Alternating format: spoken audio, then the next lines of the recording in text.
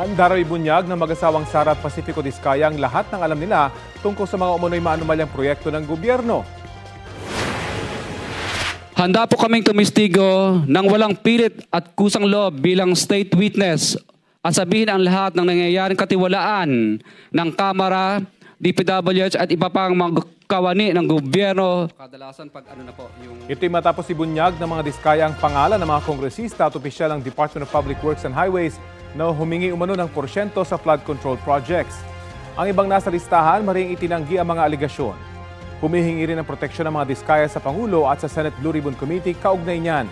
Handa raw ang Malacanang na bigyan ng proteksyon ng mga Diskaya basta't kumpleto ang kanilang testimonya at ebidensya laban sa mga taong idinadawit nila.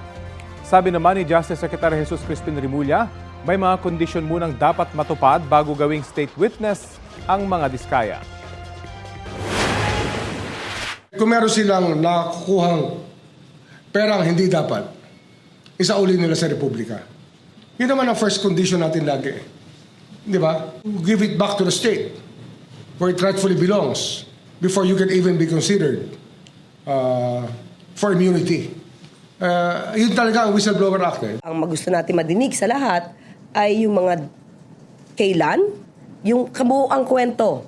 Baka kasi nagiging selective lang sila at wala tayo nakikitang kailan nag-start ang pakikipag-usap dito. So ito bang mga binanggit nila from the time ng 2016 o ngayon lang?